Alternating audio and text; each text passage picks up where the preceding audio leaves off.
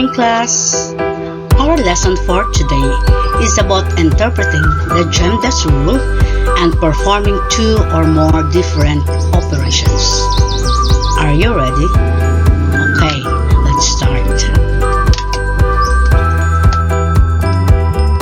Gemdas means G stands for grouping symbols, E stands for exponent, M for multiplication, D for division, A for addition, and S for subtraction.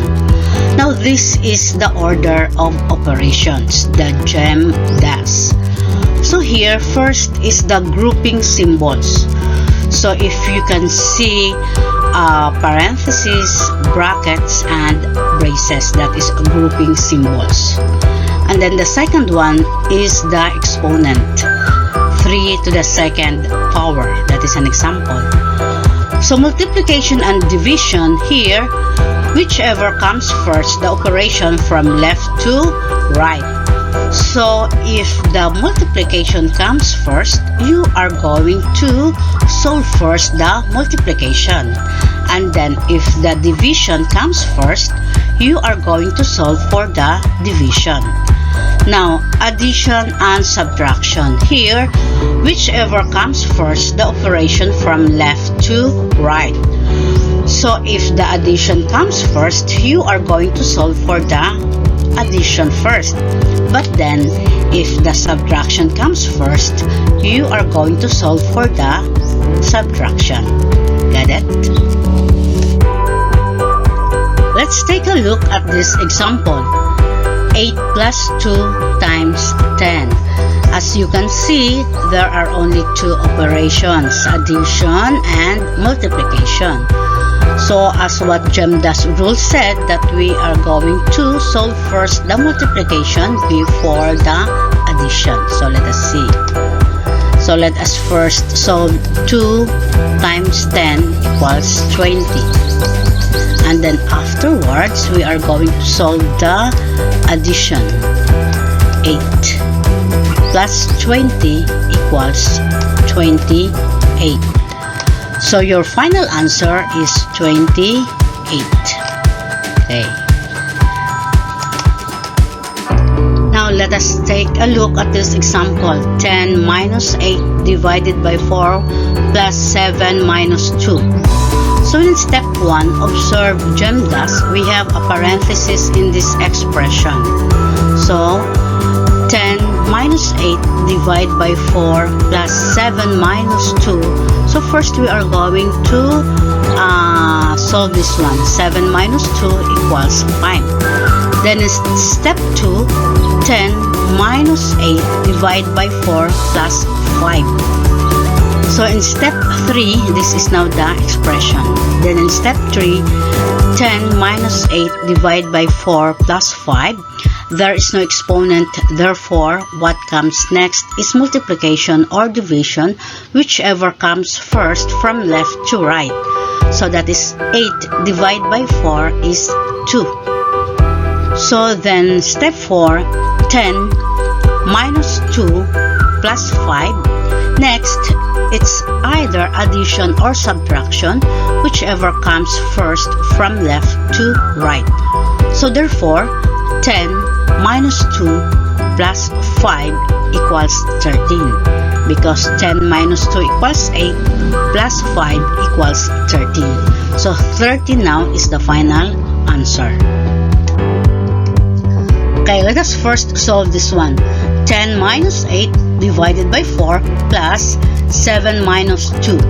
So first, we are going to solve the numbers inside the parentheses. So let us first write this one. 10 minus 8 divided by 4 plus 7 minus 2 equals 5.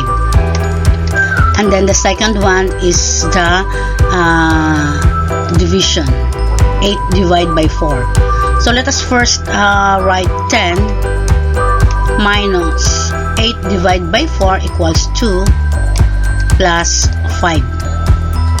So here, subtraction comes first. So this will be the one first that we are going to solve. 10 minus 2 equals 8 plus 5.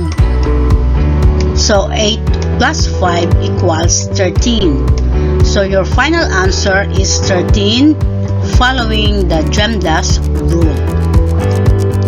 Okay, let us try to solve this example. 8 plus 2, we have a grouping symbol here, minus 9 minus 2 to the second power. So here, we are going to solve first 8 plus 2. Because in our Gemdas rule, we have to solve the number in grouping symbol. So 8 plus 2 is 10.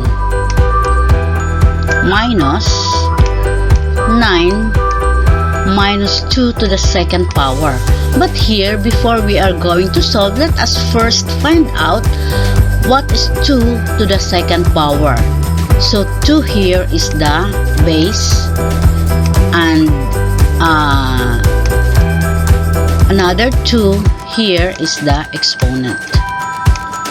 So 2 to the second power is 4. So 2 to the second power, the answer is 4. So we are going to subtract first 9 minus 4 equals 5. And then 10 minus 5 is equal to 5. So your final answer is 5. Okay, got it, class? Okay, let us try to solve this one.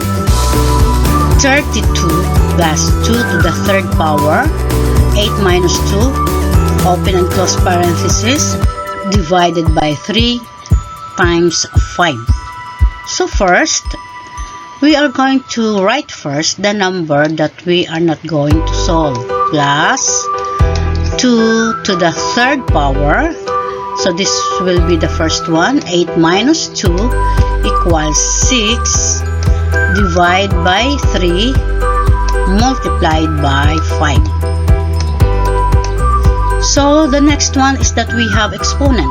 So this will be the next one that we are going to solve. So 32 plus 2 to the third power. So the base is 2 and the exponent is 3.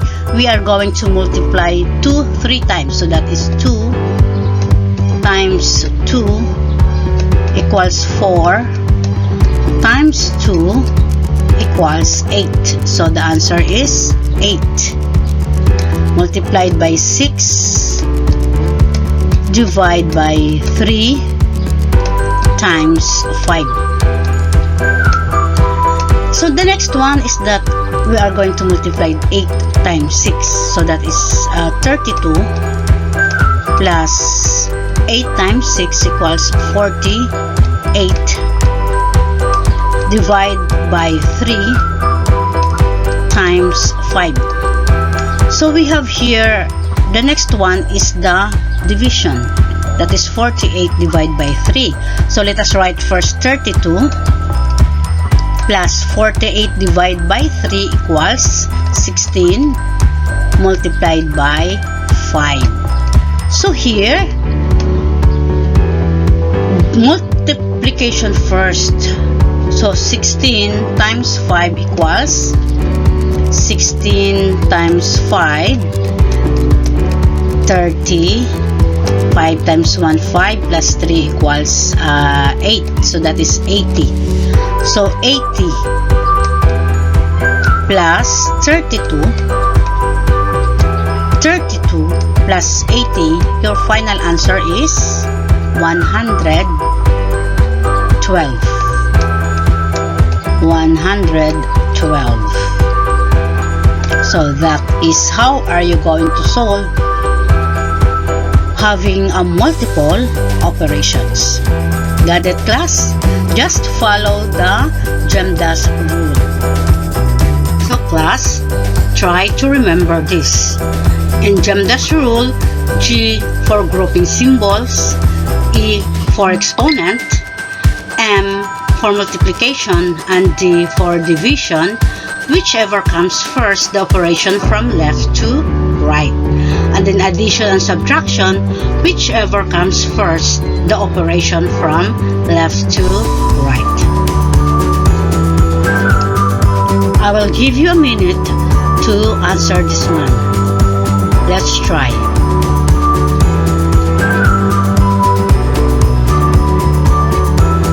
Your answer is very good. So, the final answer is 9. Try another example. 10 minus 2 plus 6 divided by 3. So, I will give you a minute to answer again.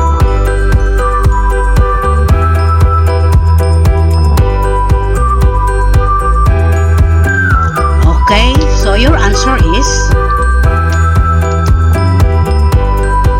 10. So your final answer is